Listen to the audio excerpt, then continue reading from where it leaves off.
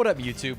Now, I know this might surprise you because I'm a nerd, but I like sports. Specifically, basketball is my favorite sport. And I got distracted with people in the comments throwing out questions, hypotheticals, who's the GOAT, could this player beat this player, and the most important part, what are the levels to these sports? Michael Jordan versus LeBron, or more importantly, someone like me versus the White Mamba. Let's get right into it. It's a fun video. And if you like the video, make sure you subscribe and you'll see all my videos. We have fun times, lots of reacts, lots of challenges, lots of gaming, lots of time with my friends. You don't want to miss it. Let's get to the video. These regular guys challenged an NBA player and instantly regretted. This is like a Ludwig title. That's how you know this video hit the algo. These people did a thing and it was good or bad. Under the right circumstances, if I maxed out all of my abilities... Jokic is actually like my ideal. If I could trade places with any professional athlete, like racing is cool, but I think Jokic is actually that guy. All my efforts into this sport, I think I could play in the league. He's just like fat Steve Nash, which is what I've always wanted to be. I watched the movie Hustle last night, chat, while I was riding my bike. I was doing some exercise. It's goated. But then I also did some internet research just to see what people were saying. So many fucking boomers are out there going like, can I still make the NBA? I've been balling every day at the fucking 24-hour fitness. What can I do to get a tryout? How do I make these games? The gap between most of us and an NBA player is massive. Do you guys know how I'm doing that cooking show tomorrow? One of the guys at the company Food Beast was at my gym the other day playing in a pickup game. And he's like, I didn't know you go here. And I was too nervous to be like, hey, can I get in? Because I think I'm bad. I haven't played in, a long time. And I'm fat now. So I gotta trim down and then maybe I can get in the old pickup game. Luckily for us, every once in a while, an NBA player will take the time to show us just how much better they really are. A few weeks ago, a high school basketball player challenged Brian Scalabrine, former NBA player and basketball GOAT, to a game of one-on-one. The kid was confident, so confident that he even bet his own shoes on the game. Now, this kid looks to be a solid 6'2", 6'3", with some good skill and athleticism, probably better than the average high school hooper. On the other hand, Scalabrine is a 43-year-old who's been retired for nearly He does not look like he played in the NBA, which is one of my favorite parts about it. Is a Ludwig video. Yeah, the shoes thing. So on the first possession, the high schooler tries to create space with a little hezzy pull-up and gets stuffed. At this point, the game was already over. Yeah, once an NBA player gets the ball, if it's make it, take it, the other person never gets the ball back again. Oh, look at that footwork. I wish I could dribble and also make shots. After what probably felt like the longest 5 minutes of the kid's life, Brian Scalabrine beat the high schooler 11-0. Keep in mind, Brian is a relatively out-of-shape 43-year-old 9 years removed from the NBA. Brian wasn't even an average NBA player. No offense to the man, but when I tried to search up his stats on Basketball Reference, Brian was so low on the leaderboard that he didn't even come up. Oh no. His name literally doesn't appear. Out of 479 players in the NBA that season, Brian ranked 464th. Ooh! 464th. In fact, in Brian's last season in the NBA, he scored just 32 points. In the season before, he scored just 20. And it's funny because we look at people like James Harden or Kyrie Irving or Kevin Durant who are putting up like 32 points a game. He did that in a season. In the season before that, he scored 78. In fact, Brian scored less points in his entire 11-year NBA career not bad, than James Harden scored last season.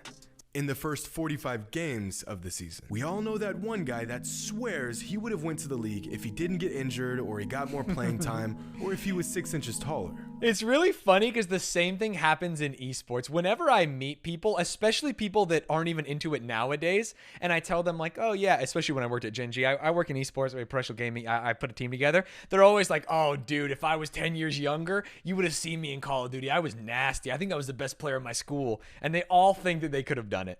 That's me saying that. I'm that one guy. But all jokes he's the aside, guy. sometimes we just need to get walked by real NBA talent to know exactly how good these guys are. Like in 2017, when a 22-year-old Fred VanVleet went one-on-one against two other hoopers. Now, these other hoopers were far from average. One of them was Marcus Posley, a guard in the G League. The other hooper was Jordan Poole, who is now a contributing player on the Warriors, but at the time was an 18-year-old fresh out of high school as the 51st top prospect in the entire country. Jordan Poole's nasty now. 2 elite basketball players, one a professional in the G League, the other a top high school recruit with 5 inches on VanVleet. Both of them far, far better than everyone at your local gym. Take a wild guess at how these one-on-ones went.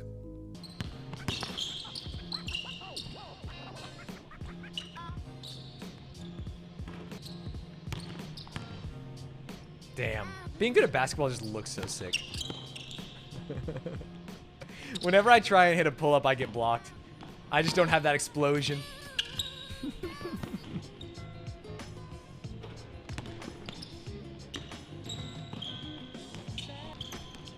Ooh, behind the back. Oh, no, not the up and under. Pretty much exactly how you would expect. In a King's Court format, Poole finished with 3, Posley finished with 7, and VanVleet finished with 19, and didn't even break a sweat in the process. Damn. Look at this bucket here. Come on, dog. This man literally isn't even trying. Today, most fans know VanVleet as a killer point guard with a championship and a 54-point performance under his belt. But back in 2017, Fred was hardly a rotational guy for the Raptors, averaging just 8 minutes and 3 points per game. This guy is 6 feet tall on a good day, can hardly get playing time in the league, and here he is completely sleepwalking through 2 elite basketball talents like it's nothing. Perspective. And I would like to say that for the most part, NBA players don't even give us average Joes the time of day. Only once in a blue moon do they bring their busy days to a halt to show some washed up hack just how delusional he is. Brian doesn't just listen to us average Joes. The scallenge, here we go. He makes a show about it and proceeds to embarrass our fellow average brethren for the world to see. Seriously, this was a real thing. This actually happened. In 2013, on a show called The Scallenge, which is pretty much the greatest name for a show in the history of shows, Brian Scalabrine didn't just play random guys one-on-one and take their shoes. This man handpicked contestants via video submissions, brought them onto his own show, created apparel and merchandise for the show, and even had his own sideline crew to call the action. I would love, that's the dream. As like a rising star, as a small streamer, a mid-sized content creator, 100,000 on YouTube, thank you very much. I would love to be a commentator on something like this. Something so niche, like a micro community that people get really torqued about. It's like the early UFC Joe Rogan, right? He just loved combat sports. And so like, fuck it, Joe, you're a comedian, you can do it. And now look at where he is. I can do the Stallenge with Stanz. I wonder what the Matt Tomaszewski, a graduate of Syracuse where he played basketball. Rich, it's a good size matchup. They're almost identical in physical appearance. I watched him in warm-ups. He can hit threes all day, but the question is, does he have the speed? Does he have the quickness to take on the Vanilla Godzilla? Elbows up. How about that? How about that? Positioning. Ooh. Big. That's a nice spin move. And he goes back for the 3. Twitch chat versus pros where I'm the commentator is a great idea. Interesting strategy. Hey. What a The Vanilla Godzilla. What a name. That went about as terrible as I thought it would. Let's see how Jake did. Where I'm from, I'm called the Great White Hope. Great White Hope has some racist connotations based on the original Great White Hope, for those of you that don't know, was a white boxer, and everyone was hyping him up to beat the champ who was a black guy, and so it became very, very, very racially charged. There ain't gonna be no hope. Oh, this guy's gonna suck. Oh, okay. Well, that's He's got hops. All right. This guy's decent. Wow. I think this guy might be a keeper. And he got his trophies out. All around the trophies. Yeah. Scout, what do you think? No, it's decent. Good athlete. It's a guy, we're going to pick this guy. I like it. Make sure you bring your trophies. This is the guy we want. No, he didn't. He got fouled. Jake, that's just embarrassing. This guy's not going to score. Ooh, a little elbow move. Come on, Scout. You can't do that to people. There you go. Go for the dunk, baby. Go! Fadeaway jumper. It's in. It is the shutout as he predicted, as he wanted. Brian Scout does get taped to watch, but I'm not sure if it helps. Yep, pretty much what I thought. Shut him Rich, let's see what you can do. As much as I would have to guard him, he'd have to guard me. So you have chosen. This guy was a pro overseas. Oh, that's a big height disadvantage here. Yeah, he's just bullying him. Look at that. Every point in the paint. At least 1 foot in the paint. Yes, sir. Oh, my God. The Dirk. Oh, my God. The Timmy D. Oh, he's raining threes on him. No, not two. You walk away with a shutout. Yeah, you're right. As opposed to all the tape of Brian playing in NBA games. I would like to say that after torching these 3 contestants, everyone's ego came back down to earth. But no. Yeah, the guy from Instead, Cuse. Oh, there's and I'm more? not joking The guy from Cuse actually did pretty well. He scored, what, 4? It was 11 and 4 or something like that? when I say this. The sideline crew decided to get in on the action and challenge Brian to a game of 3-on-1. Oh! The sideline crew.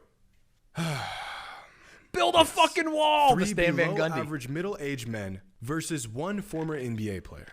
Based on what you've seen so far, how exactly do y'all think this went down? Okay, you can't just stand there, guy. Oh, good pass. You gotta go up faster than that, King. Oh, no. Oh! Through traffic. Oh, no, not the Rainmaker. The Intercontinental Ballistic Missile. 11-1. No. It's over. This is what happens when average Joes try to go against an NBA player. In fact, this is what happens when an average hooper, a former D1 player, and even a former overseas guy go against an NBA player. In the off chance that you ever get to actually play an elite talent one guy's on playing in this jeans. level, it's just not gonna go well for you. So shout out to Brian, Fred, and any other NBA player who has taken time to scorch the normal guys, for giving us perspective that we desperately need but often refuse to accept.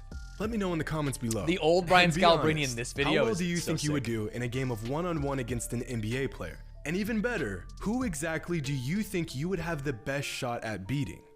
Hope you all enjoyed. No one. And as always, No one, dude. until next time. I wonder what prospect, I mean, obviously you have to say LeBron, as like a high schooler or coming straight out of high school, would have the best chance of beating a mediocre NBA player.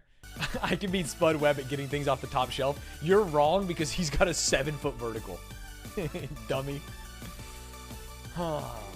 Brian once said, I am closer to LeBron than you are to me, to one guy. And that is the sickest burn because it's true.